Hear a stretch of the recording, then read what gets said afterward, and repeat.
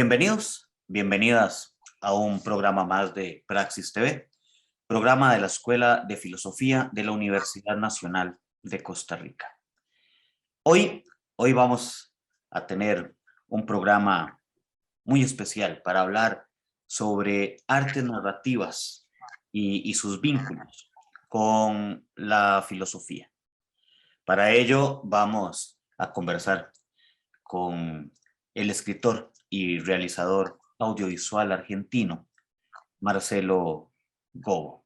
¿Cómo estás, Marcelo? ¿Cómo estás, Esteban? Muy bien, muy agradecido por esta charla, esta conversación que vamos a tener.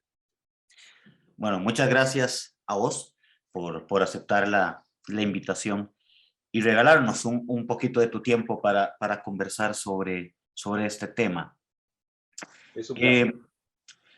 Bueno, Marcelo, vos tienes una amplia publicación a nivel literario, también una serie de cortometrajes e incluso una serie de videoclips con la música que construyes con Monferrato y con también en este otro disco con Daniel Poggio. Entonces vamos a poder abarcar un poco estos mundos, estos mundos de las artes narrativas en la literatura, en el cine y finalmente en la música. Quizás si empezamos por la cuestión literaria. Cuando planificábamos un poco la entrevista, conversábamos sobre todos los vínculos que tiene la literatura y la filosofía. Incluso veíamos obras como La República de Platón, que son básicamente un texto literario. Quizás si vos nos cuentas un poco tu percepción sobre estos vínculos e incluso sobre la forma en que vos abordas tu quehacer de escritor. Por empezar, bueno, prácticamente diríamos que los vínculos con la literatura, entre la literatura y la filosofía, parten de los griegos, ¿no? De este encuentro de la filosofía platónica con los diálogos, de las construcciones de los mitos originarios en las tragedias griegas. Ahí hay todo un universo del cual todavía hoy nos nutrimos. Eso por un lado. Por otro lado, hay una cuestión que tiene que ver con la pregunta acerca de la estética, ¿no? De lo literario y de lo poético, que de manera, yo diría, imposible de eludir, ineludiblemente, va de las manos con Aristóteles y llega hasta nuestros días por medio de un montón de filósofos que se plantearon la pregunta acerca de la belleza, de la poesía, de qué es escribir, de qué es narrar. Por lo general, aquellos a los cuales vuelvo son quizás los clásicos de los escritores, ¿no? Walter Benjamin, Longino, qué sé yo, hay varios autores que uno revisita. Con Platón, y puntualmente con la alegoría de la caverna, lo trabajé muchísimo con mis alumnos en cine, cuando tenía la escuela de cine. Pero Longino con lo sublime y Walter Benjamin con varios de sus artículos y varios de sus ensayos, vuelven a mí en varias preguntas que me hago al momento de escribir. Y al momento de representar. Hay cuestiones que todavía yo, con la cantidad de libros publicados, me hago, que me pregunto, que tienen que ver con la construcción de un realismo, la construcción de un mundo no real, la construcción de una mentira para hablar acerca de la verdad. Son temas que atraviesan tanto la cuestión de la literatura como del cine, puntualmente. Con la música es otra otra serie de interrogantes que uno se plantea. Pero con el cine y la literatura hay puntos en común precisamente en aquello que narramos y cómo narramos y cuánto de eso que narramos tiene un anclaje en el mundo que llamamos real, qué es la verdad, qué es la mentira, qué es lo real, qué es lo irreal. Si partimos desde la cuestión platónica y vamos al tema de la mímesis y que nos reconocemos en aquello que está representado, encontramos un punto de contacto sin duda con toda la cuestión del realismo. Pero si llegamos a Nietzsche, por ejemplo, y que invierte un poco la alegoría de la caverna, nos encontramos con esta cuestión de los mundos posibles, ¿no? Y esta construcción hacia un mundo que no tenga nada que ver con nuestro mundo real, sino que abra las puertas a un mundo diferente, a una nueva construcción de un mundo.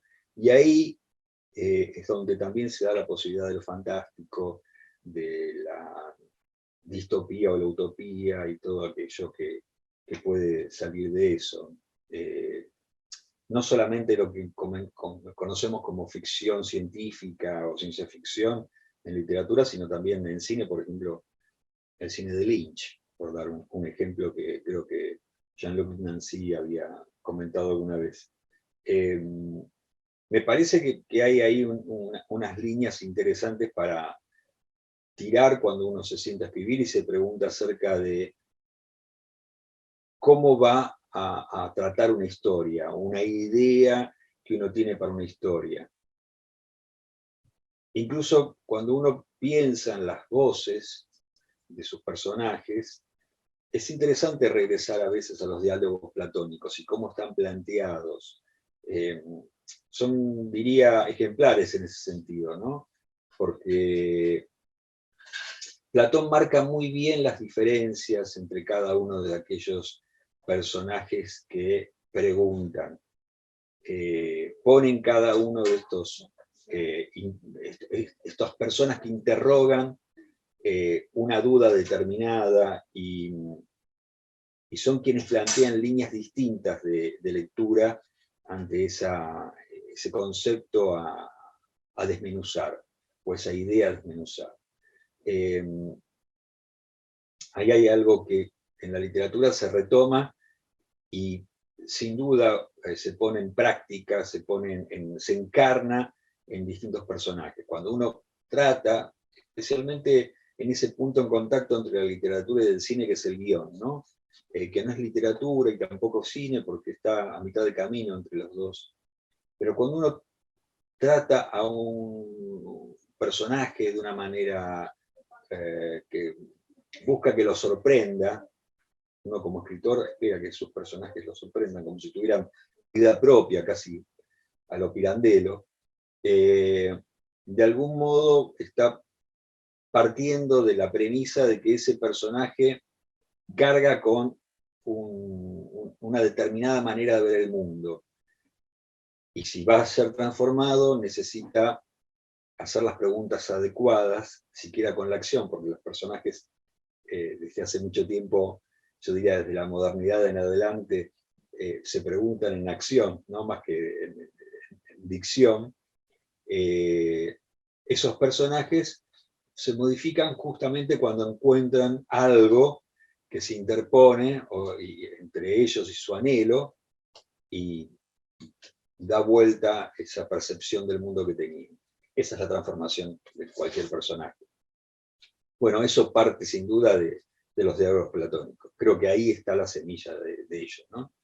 No hablo tanto del tema de la cuestión de poesía y filosofía, porque ahí, a pesar de que hay grandes poetas filósofos, en Argentina tenemos Hugo Mujica, sin ir más lejos, o los poemas de Héctor Murena. Creo que ahí hay una línea que abre más el juego hacia los planteos de Heidegger, ¿no? No en vano Heidegger le dedica tanto a la poesía, y quizá ahí ya me pongo totalmente autóctono, por decirlo de algún modo, la línea más importante de nuestro país sea la que abrió Borges, ¿no? Claro, y que viene por Macedonio, de algún modo, por Macedonio Fernández, pero Borges lo abre de manera ya explícito este juego, su amor por la filosofía no nietzscheana, schopenhaueriana. Él dice que le cambió la vida cuando leyó El mundo como voluntad y representación, y sin duda eso abre líneas dentro de su literatura. Uno puede analizar un montón de esas líneas en sus relatos, pero también en su poesía, ¿no? Hay algo ahí de lo puramente, diría, reflexivo en Borges, que en otros autores y autoras se vuelve práctica, ¿no? Sin ir más lejos, uno lee los ensayos de Piglia o de Saer acerca de literatura, y hay un montón de cuestiones filosóficas ahí por medio, no solamente estéticas. Borges abrió tanto ese juego que hasta he participado unos años atrás en un congreso de física cuántica donde se hablaba de Borges. Entonces, creo que ahí hay una serie de líneas argumentales, sí, que Borges dispara a partir de filósofos, pero a través de ellos también a un montón de facetas del mundo moderno que obviamente los filósofos antiguos solamente plantearon en germen, y que él las pone de manifiesto como problemáticas científicas. Por dar un ejemplo, ¿no? Eso nutrió, no sé, cuestiones como La ciudad ausente de Piglia, bueno, hay un montón de textos, pero a lo que voy es que supongo yo que para todos los autores argentinos, no diría la sombra de Borges, pero la semilla borgiana es muy fuerte. Y hay como un imperativo que varios tomamos en algún momento, que fue ir a recorrer un poco aquellas líneas que habían antecedido a Borges, ¿no? Que lo precedieron. Y ahí, bueno, de alguna manera conocimos autores que quizás de otra manera no hubiéramos conocido, y leímos textos que quizás de otro modo no hubiéramos leído, y nos lleva a repreguntarnos constantemente justamente acerca de estos temas como la verdad, la construcción de lo real y todas esas cosas. Marcelo, nos quedan como 3 minutos acá en este bloque, pero ahora que hablabas de la construcción de los personajes y esa línea también entre el guión y la literatura, ¿cómo trabajas vos, digamos, desde los microrelatos, el cuento y demás? Porque cuando uno piensa la construcción del personaje en la parte más audiovisual, de alguna forma se te sale de las manos. Vas a depender de quién representa el personaje. Pero en la literatura tiene una complejidad porque vos sos el dueño del personaje. Vos sos Dios, sos el creador de ese personaje y de su representación y de la forma en que se transmite esa representación. ¿Cómo lo ves? E incluso esas diferencias, porque así nos da paso al próximo bloque, que vamos a hablar sobre cine, pero también esas diferencias a la hora de enfrentarse a la caracterización de personajes en este caso. Por empezar, uno trabaja como un dios, pero como un dios, yo diría un dios a lo griego, a un dios antiguo, porque se deja sorprender por lo que hacen esos personajes. Eso es fundamental.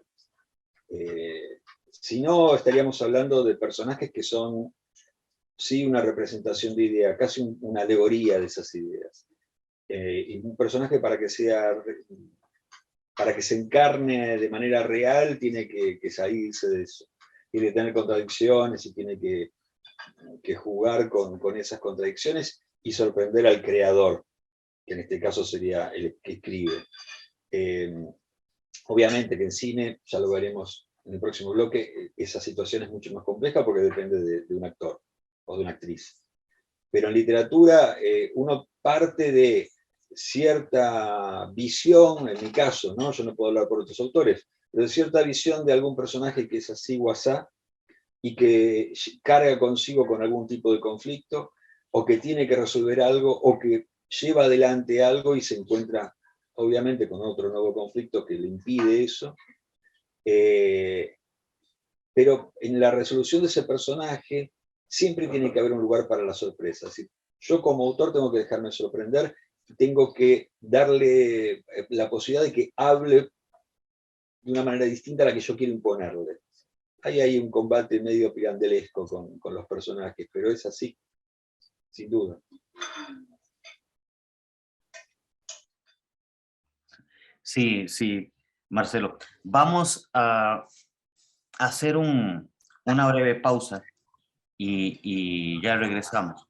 Pero me acordaba también ahora, y esto tal vez para pensar hacia el próximo bloque, cuando uno hablaba de la poesía y, por ejemplo, y que nos va a vincular en esos tres facetas, la poesía de Jim Morrison y sus referencias al cine, sus referencias a este gran realizador, ¿no? Eh, que también es un hilo común, ¿no? Y que me recordaba ahora que vos respondías. Pero bueno, hagamos una breve pausa y ya regresamos a Praxis TV.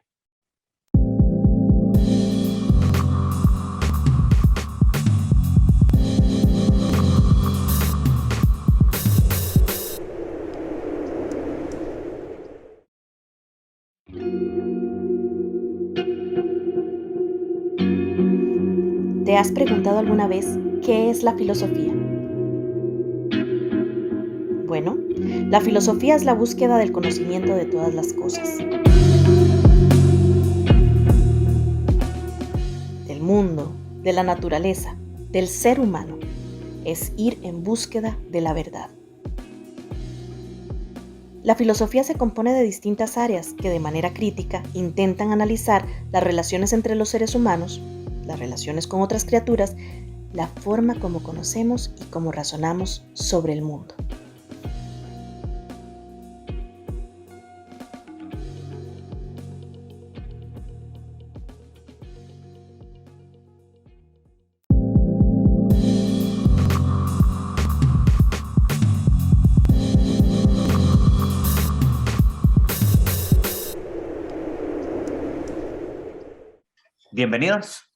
Bienvenidos de nuevo a Praxis TV, programa de la Escuela de Filosofía de la Universidad Nacional de Costa Rica.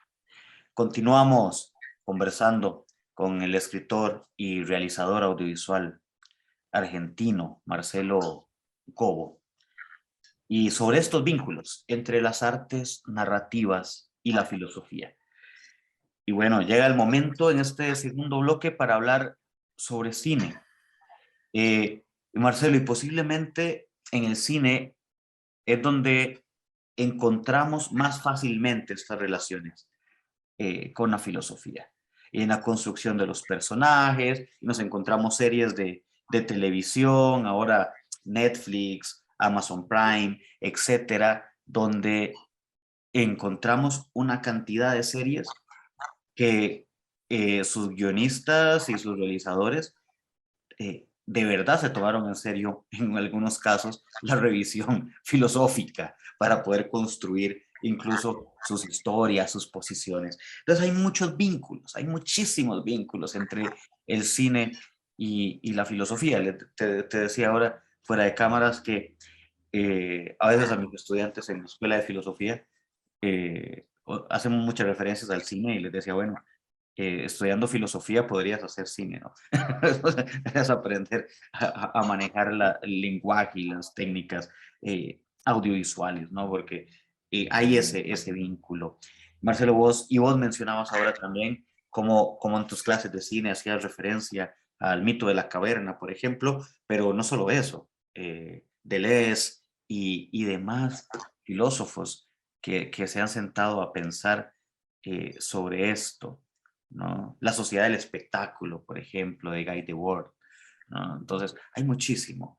Entonces, Marcelo, si vos nos cuentas un poco incluso sobre estas formas y con trabajo también como realizador audiovisual. Por empezar, yo cuando empecé a estudiar cine, tuve como maestro a un crítico que se llama Ángel Fareta, del cual después fui socio. Él escribió unas columnas para una revista llamada Fierro, y él trabajaba mucho a partir de determinados conceptos filosóficos. Y cuando fui socio de él en la Escuela del Cine, el lema de la Escuela del Cine era: el cine es un medio de conocimiento, ¿no? Y como bien decíamos, conocimiento es conocer la verdad, ¿sí? El punto después es ver esta cuestión de qué es la verdad. Ahora vamos a eso. Pero por empezar, una de las primeras clases que dábamos a nuestros estudiantes, partíamos justamente de la alegoría de la caverna, del mito de la caverna, por lo que significaba, tal vez hoy, con la cuestión de las transmisiones por cable, con las plataformas que hay en Internet y todo eso, hemos dejado de asistir colectivamente a los cines, por lo menos es lo que dicen las estadísticas, pero el mito de la caverna es, en cierto modo, esto, ¿no? Esta cuestión de alguien que vea proyectado en la pared algo que supone que viene de afuera, bueno. Pero más allá de estas cuestiones, siempre me pareció fascinante, importante, la pregunta acerca de qué se narra, si hay que narrar, qué es lo que hay que narrar, si hay que, qué es lo que dice el cine.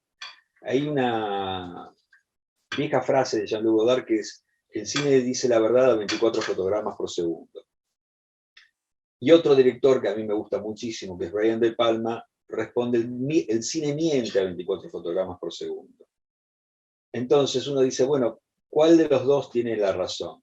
Y en realidad De Palma dice que el cine miente porque él mismo habla como todo gran realizador, pone en escena en sus películas la pregunta acerca de qué es filmar, al menos todo realizador diría posterior a lo que fue el cine clásico, y él dice que el cine miente para narrar o para llegar a conocer una verdad, que es imposible en el cine llegar a la verdad, sino es mediante una mentira, que es el cine en sí mismo, ¿no? Una puesta en escena, la elección de un plano, la elección de una determinada manera de ver, para que el espectador vea lo que ese realizador quiere que veas. Es ingenuo pensar que la cámara se pone en cualquier lado y que dice lo mismo. Hay un solo lugar en donde poner una cámara si uno quiere decir determinada cosa y quiere significar determinada cosa. Entonces, esta pregunta, que, bueno, ha dado vuelta un montón de páginas desde hace por lo menos 40 años, que es cuando empiezan a discutirse determinados temas sobre el cine, 40, 50 años, yo diría, porque si me pongo a pensar, Bazin escribe desde hace 60, 70 años casi, y antes de él, Bela Balas, bueno, un montón de autores filosofaron acerca del cine, pero puntualmente, cuando después de Cahiers du Cinéma y toda la teoría de los autores, ¿sí? Se puso en puesta, en escena, se puso en escena, se manifestó, empezaron las grandes discusiones. De ahí Deleuze, de ahí, bueno, Nancy y un montón de autores. Hay un libro hermoso que publicó El Cuenco de Plata, que es Cine y Filosofía, donde recoge charlas conversaciones con distintos filósofos o directores de cine que tienen una mirada filosófica o teológica, como es el caso de Paul Schrader, pero también gente de la filosofía del lenguaje, como Stanley Cavell, que hace un estudio muy interesante, superior a muchos otros, acerca de la búsqueda de la felicidad en las comedias de rearreglo matrimonial, ¿sí? Es curioso, toma un género determinado de comedia, del cine clásico de los años 30, y cómo esos personajes, de alguna manera, encarnan determinadas cuestiones que tienen que ver con la búsqueda de la felicidad, desde el punto de vista de la filosofía. Un dato que a veces uno pasa por alto. Determinadas épocas del cine permiten cierta manera de encarar la representación, sacándose encima algunas cuestiones problemáticas. Vuelvo acá. Él dice que las comedias de enredo de rematrimonial, es decir, parejas que se separaron y que vuelven a encontrarse, por lo general se dan en ambientes donde las personas no tienen problemas de dinero, ¿sí? Es decir, son ricas, y uno piensa que es superficial. No, en realidad él dice, eso se hace adrede para poder hablar sobre el tema digamos, que quiere hablar el realizador, en este caso, qué es el amor, qué es la felicidad, qué es la libertad, ¿sí? Y deja de lado la cuestión económica porque si no, sería agregar otro problema para discutir. Entonces dicen, tendríamos que hablar de marxismo, tendríamos que hablar de un montón de cuestiones que no nos da una película en 1 hora y media. Del mismo modo, uno piensa, por ejemplo, no sé, hay planos en ciertos cine que resumen una visión del mundo. Vuelvo a De Palma. Hay escenas en Blowout, sin ir más lejos, que dan una visión del mundo terrible, nada más que con un plano, con el movimiento de un plano. El personaje del sonidista cuando ingresa al lugar y se da cuenta que le borraron las cintas del sonido en medio de este complot que se armó, ¿sí? Ese plano cenital que gira y gira, junto con el personaje, no cenital, es ni siquiera es un traveling, ¿no? Es un paneo circular. Y después los planos cenitales, obviamente, de Palma son geniales. No sé, Apocalipsis Now, por ejemplo, es una película de la cual podemos sacar un montón de cuestiones para discutir filosóficamente. El plano de Tarkovsky en Stalker, ¿no? Aquel plano que va atravesando el agua desde la cabeza del personaje, eso es maravilloso, ¿no? Encontramos ahí los desechos del mundo que estaba del otro lado, ¿no? Y los desechos de quienes intentaron llegar a la zona. Es decir, hay ciertos realizadores que tienen esa capacidad de condensar en un plano todo esto. Y hay otros realizadores que trabajan de otro modo, ¿no? Y sin embargo trabajan cuestiones filosóficas muy puntuales. Sin ir más lejos, Romer. Romer no construye planos que uno dice, mirá vos acá cómo está cierta cuestión simbólica puesta de manifiesto. Romer, que era un gran moderno, construía sus películas a partir de nociones muy básicas, suspenso, digamos, en torno a si un hombre se acostaba con una mujer o no, y sin embargo en esa discusión se hablaba de filosofía y se discutía acerca de la libertad y la elección. Eso es maravilloso. Sí, es que ahora vos mencionabas a Tarkovsky, ¿verdad? Y es imposible pensar en este cine contemplativo, en esas imágenes lentas, ¿verdad? Y en esta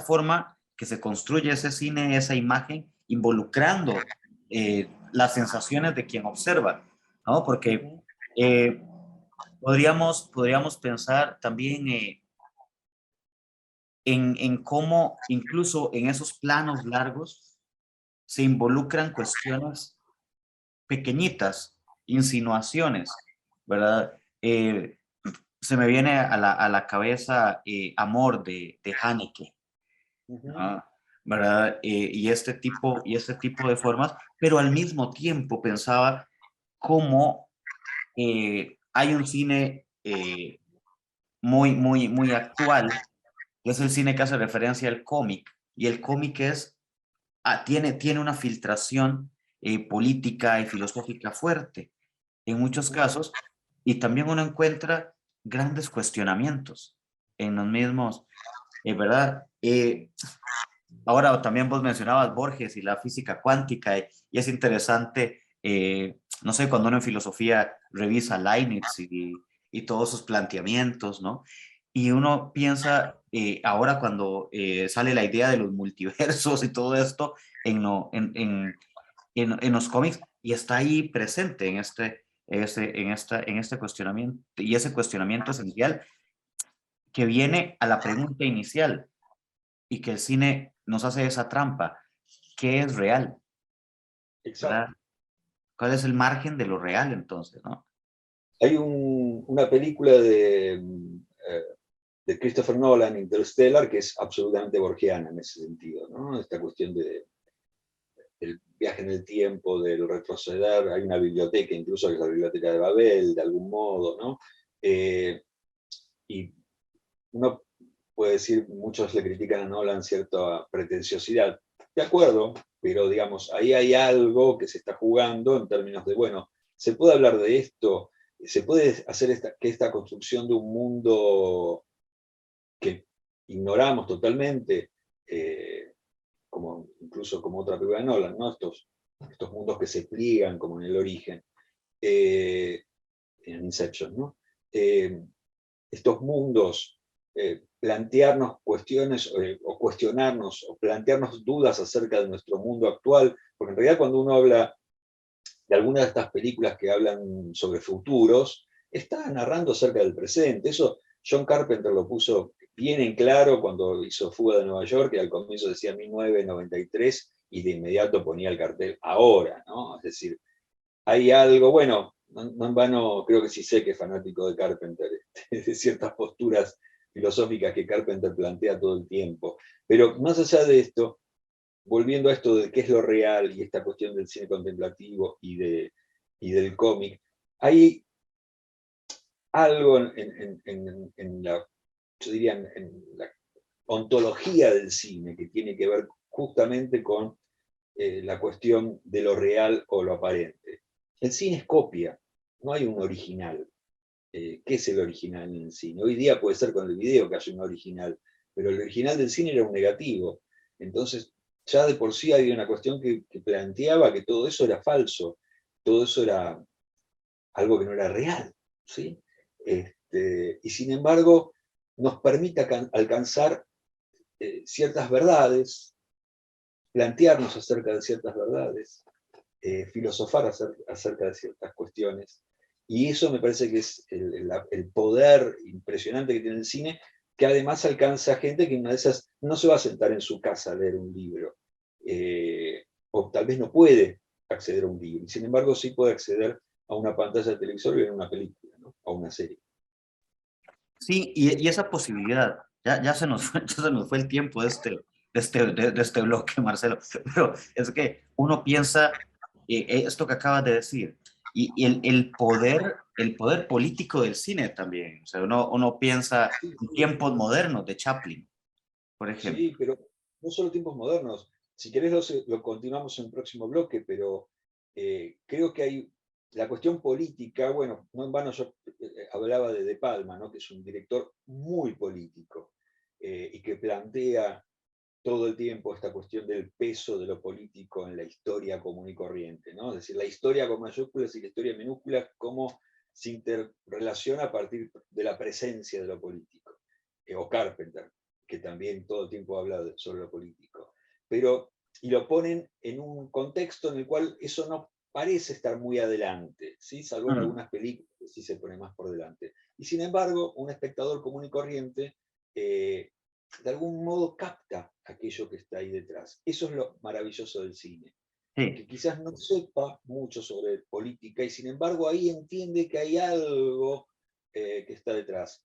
A veces de manera negativa, ¿no? Yo creo que algunos de los cómics llevados a pantalla tienen una impronta de derecha muy fuerte. sí, claramente. Eso me parece peligroso. Pero Y, bueno, y eso es interesante, porque aunque el cómic original no haya tenido esa intención, exacto. en el Igual cine yo ha diría llevado que eso. sí, pero igual yo diría que hay ciertas cuestiones que ya estaban, por ejemplo, en Frank Miller, ¿no? Creo que Ajá, hay algo ahí ya en Miller vislumbraba que iba hacia la derecha el cómic. Pero Sí, bueno, sí, también. Y bueno, ahora que mencionabas eso también, se me viene a la cabeza una película maravillosa que es Underground de Kusturica. claro, me gustó. Ah, ¿verdad? Pero bueno, hagamos una breve pausa y ya volvemos para esta última parte del programa y hablar, a ver, de otra de tus facetas, pero de otro de los puntos que queremos trabajar por acá, que es la música. Ya regresamos a Praxis TV.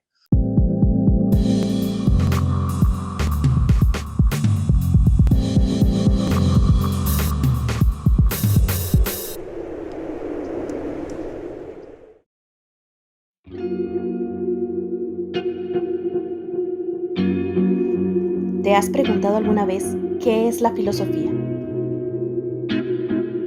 Bueno, la filosofía es la búsqueda del conocimiento de todas las cosas, del mundo, de la naturaleza, del ser humano. Es ir en búsqueda de la verdad. La filosofía se compone de distintas áreas que de manera crítica intentan analizar las relaciones entre los seres humanos, las relaciones con otras criaturas, la forma como conocemos y cómo razonamos sobre el mundo. La estética se ocupa de los fenómenos particularmente relacionados con nuestra forma de percibir el mundo y con el campo de nuestra sensibilidad y de nuestras emociones. Ahora más que nunca recibimos un bombardeo de información, de imágenes y de otros estímulos digitales. ¿Cómo nos afecta? Altera nuestra percepción del mundo, modifica la percepción de nosotras y de nosotros mismos. Este campo de la filosofía se compromete también en discernir y en cuestionar los intereses políticos, económicos y culturales que afectan nuestra sensibilidad.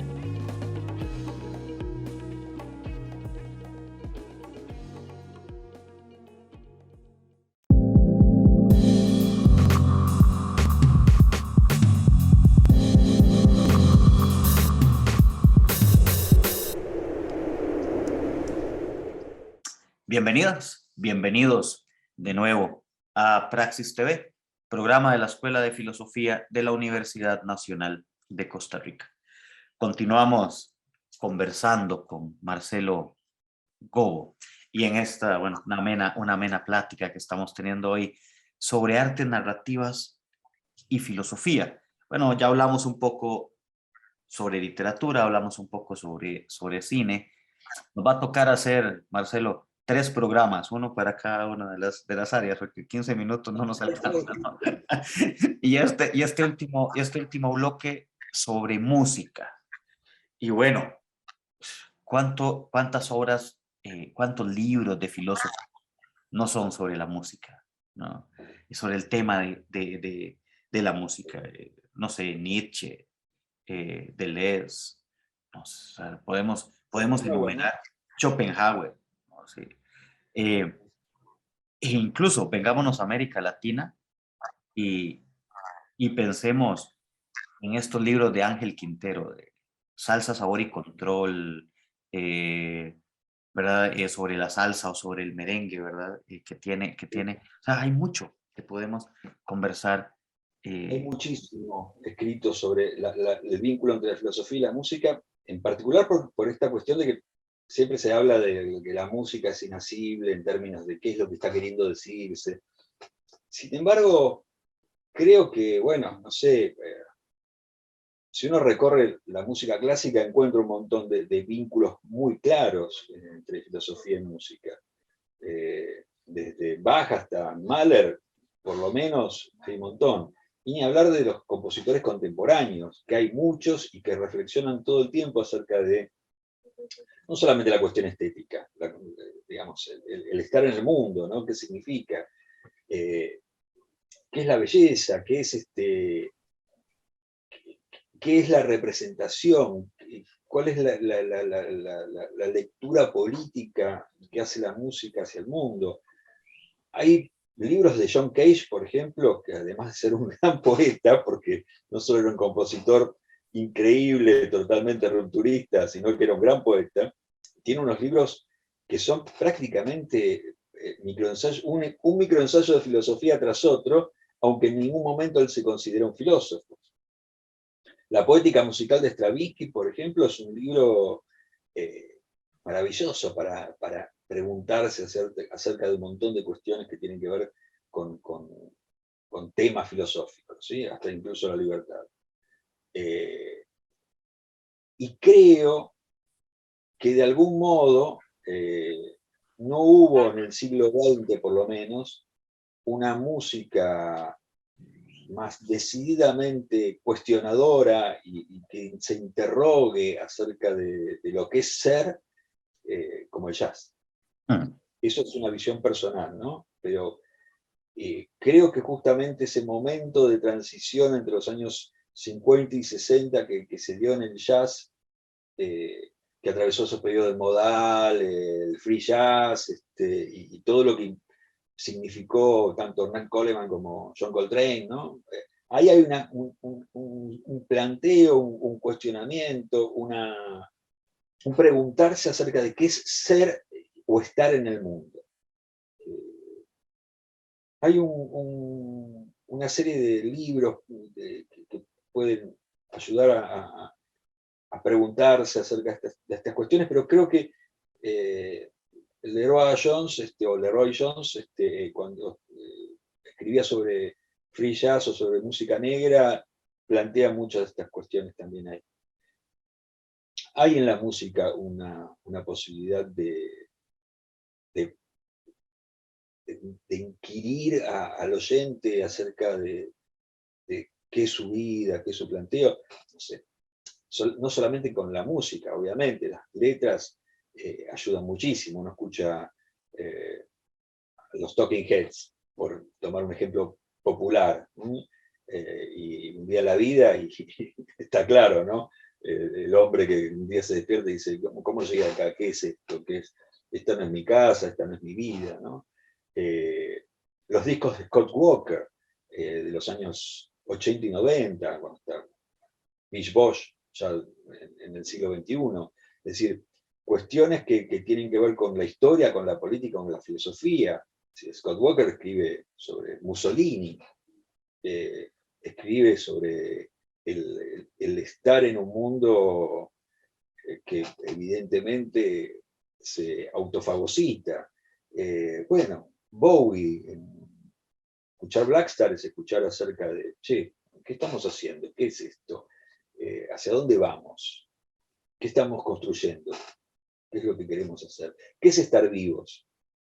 ¿Qué es prepararnos para la muerte? Su último disco es eso, ¿no? También. Creo que ahí hay una serie de cuestionamientos que son importantes para quien escucha. Y no hablo solamente de la canción de protesta, donde esto se vuelve más evidente, sino canciones que pueden pasar y pasan desapercibidas como en su contexto, ¿no? Elvis Costello, que es un letrista genial, o Bob Dylan, ¿no? Tienen un montón de letras donde se preguntan acerca de estos temas que ya están en Platón. Sí. Los presocráticos incluso. Y uno, a ver, incluso hay un ensayo de Angela Davis, la filósofa estadounidense, que tiene como nombre el título de una canción de Bessie Smith, I Used to Be Your Sweet Mama, para hablar sobre sexualidad y vida doméstica, ¿no? Hay una cuestión, y que bueno, a ver, bueno, tanto en este cuestionamiento sobre lo político que podríamos pensar, no sé, en el punk, ¿verdad? En el industrial, ¿verdad? ¿Cuánto contribuyó, por ejemplo, al feminismo la irrupción de cantantes como Laura Nyro, como Joni Mitchell, que volvieron, digamos, que le dieron a los oyentes que la cantaban, la escuchaban en la radio, que le dieron una visión de la mujer fuera de lo que era el establishment norteamericano de los años 50, por ejemplo. Es decir, una mujer que fuera independiente, que no dependiera de un varón, que pudiera, que fuera emancipada, que decidiera por su cuerpo. todo ese tipo de cosas, creo que las cantantes mujeres, las dos que nombré son canadienses, pero bueno, hay un montón más. Bueno, Billie Holiday en jazz, ¿no? Que planteaba cuestiones raciales puntuales y se plantaba para plantear esas cosas en el escenario y las decía, en un momento en el cual eso era totalmente adverso. Creo que hay ahí una fuerza que tiene la canción, por supuesto, que derriba un montón de prejuicios y elude la cárcel etaria, y creo que también ayudó a repensar y a reconfigurar el mundo tal cual se vivía en ese momento, ¿no? Sí, sí, no, pensar, no sé, Janis Joplin, ¿no? O, por ejemplo también, porque ahora que hablamos también de esto, pensar, por ejemplo, cómo se utiliza eh, el hip hop o otras corrientes, incluso hacer talleres, porque tengo amigos que hacen esto, digamos, hacer un taller de hip hop con chicos de una población racializada o urbano marginal como excusa para entrar a la parte política y entrar a la cuestión de los derechos humanos, entrar a temas reproductivos, etcétera, ¿no? La música. Mucho el hip hop en ese sentido para que la gente de generaciones más jóvenes que las nuestras tomaran conciencia de un montón de estas temáticas. Muchísimo. No solamente en Estados Unidos, sino también en Latinoamérica. También como siempre, ¿no? Con el consabida, la consabida contraparte, que es la irrupción de quienes sostienen determinados parámetros ya que deberían estar caducos, ¿no? Pero, qué sé yo, el reggaetón, las letras machistas, lo que ya hemos leído infinidad de veces. Pero me parece que por ahí hay toda una línea que abrió un montón de puertas y de ventanas a chicos y chicas que quizás nunca se habían puesto a reflexionar acerca de estas cosas. Sí, sí, y eso es importante. A ver, porque la música está en todo lado, ¿no? ¿Verdad? Y no necesitas detenerte frente al televisor, no necesitas sentarte vas caminando, vas escuchando música, vas en el autobús, vas en el taxi, vas en el carro, etcétera. Y No se pegan, viste que uno va y las letras se quedan con uno, entonces a veces uno repite la letra y encuentra que ahí hay algo. Eh, Quizás se da cuenta mucho tiempo después de haberla escuchado, pero ahí está. ¿Qué sé yo? Hay letristas que son increíbles, son hombres, Dylan, Elvis Costello, Leonard Cohen, por ejemplo, y en Latinoamérica está lleno de grandes letristas.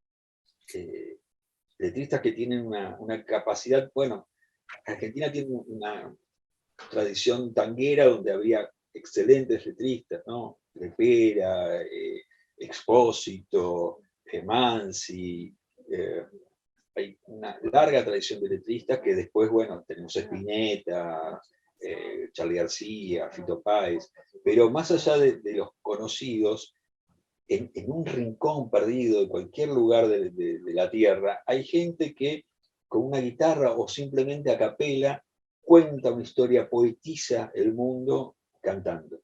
ujú. Que esto viene desde, supongo yo, desde los cavernícolas, pero eso es bellísimo. Bueno, fuera del aire comentábamos el tema de Bocanera, ¿no? De cómo yo te decía de Alejandro del Prado que había musicalizado unos poemas de Bocanera, vos me contabas de tus hijos. Creo que esta posibilidad que tiene la música de volver en palabras determinados conceptos es maravillosa. E incluso cuando uno entiende lo que provoca la música instrumental, qué sé yo, uno escucha Love Supreme de Coltrane, ¿sí? Y quizás vos no sos una persona religiosa, y sin embargo, esa devoción que expresa Coltrane en su manera de tocar, en su manera de soplar ese saxo y esa composición en 4 partes, ese salmo, uno dice, ¡apa! Acá hay algo, ¿no? Es decir, aunque yo no crea, puedo entender la creencia de esta persona, puedo entender esa mirada al mundo, ese gesto esperanzador de este músico y de esta composición musical. Hay algo ahí que me parece que realmente trasciende cualquier tipo de frontera. Y uno puede tararear si quiere, un poco más compleja obviamente, pero tararear la parte de Love Supreme, ¿no? Que repite como un mantra. Morena tiene un libro que es exquisito en ese sentido, que es La metáfora y lo sagrado, y que abre justamente con un ensayo acerca del silencio. Y tal vez la música aspira siempre a ese silencio, pero que no es el silencio del callarse, sino ese silencio en el cual se reúnen todos los sonidos, ¿no? Y que es el silencio de una sabiduría suprema, que es el mismo silencio al que aspira la poesía. Y tanto la música como la poesía se arman con silencios más que con palabras o con sonidos. Creo que ahí hay algo que la música permite, y que en estas vertientes políticas que tienen que ver con las letras, con el free jazz o con el candombe en su momento en el Río de la Plata, que era como la música de los rebeldes, ¿no? de los apartados, de los marginados. Esto creo que permite que la música siga siendo imprescindible. No en vano, ahí hay que darle la derecha a Schopenhauer, que dice que es la más sublime de las artes, ¿no? Bueno, creo que sí. Sí, sí, sí. Y bueno, cuánto no nos emociona, cuánto no nos hace pensar, nos hace ver tantas cosas, ¿verdad? Porque al fin y al cabo, ¿no? La música se termina, a ver, ahora que hablábamos de cine, ¿no? Es que cuántos soundtracks no tenemos, ¿no? Para tantas cosas, ¿no? O sea, y la música siempre está ahí presente, ¿verdad? Y para pensar, para trabajar, y cuánto no nos dice, ¿verdad? O sea, cuánto no transmite, y no tampoco es gratuito estas diferencias generacionales y los cambios musicales que van a la par, ¿verdad? Porque Sí. también es como siempre uno bromea. Sí, mira, mi papá me decía, es que esa música que escuchas, no sé qué, ¿verdad? Y ahora usted le dice, no le dice a los hijos, es que esa música que ustedes escuchan, ¿no? Pero ¿cuánto no representa a una generación un género musical? Sí, es así. Y lo interesante es que de todos modos, cuando esos músicos que representan una generación van creciendo, también toman la posta de tradiciones previas, porque todo músico termina tomando alguna posta. Cree que rompió con todo, que es nuevo, que no hay nada como él, y sin embargo, a medida que avanzan, ¿viste qué pasa con todos los músicos? Dicen, sí, pero acá había algo que me interesa, y terminan tomando, adoptando de generaciones previas, ¿no? Y eso también es muy interesante, porque permite hacer puentes. En realidad, tanto la función esencial de cualquier arte es pontificar, en el sentido de crear puentes. Hay que, digamos, crear links, dirían los chicos de generaciones más jóvenes, ¿no? Linkear. Es fundamental el link, es armar el puente, es establecer lazos.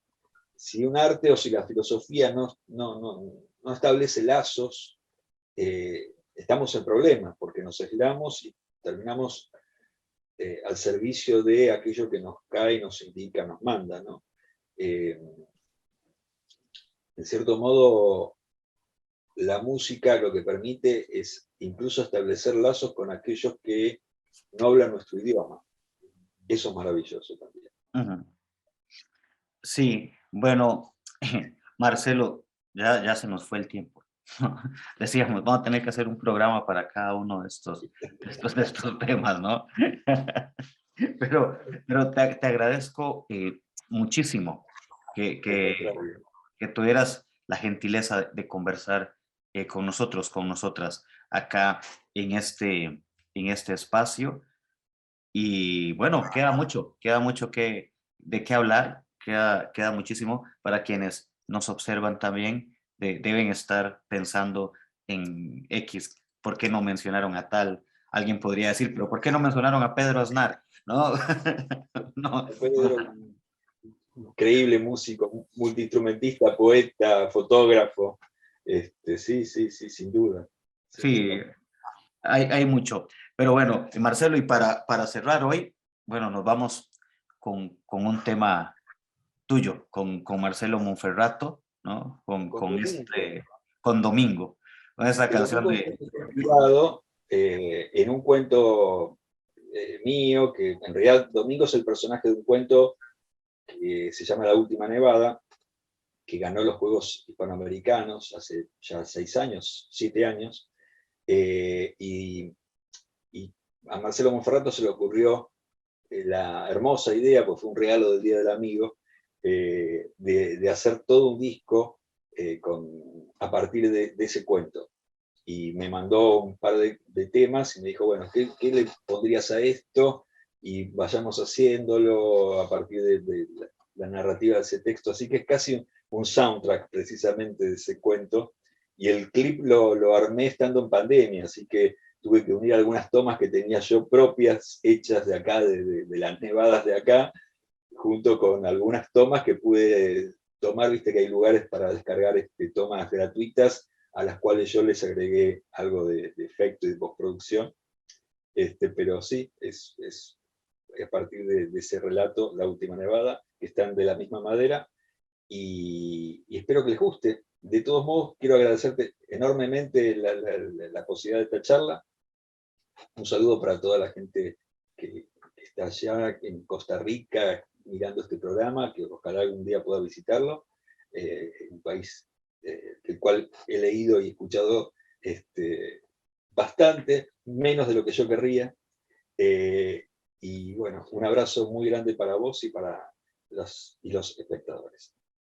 Muchas gracias, Marcelo. Y bueno, sí, muchas gracias a todos y a todas quienes nos observan. Y bueno, nos vamos con este tema, Domingo, de Monferrato Cobo. Hasta la próxima. Chao.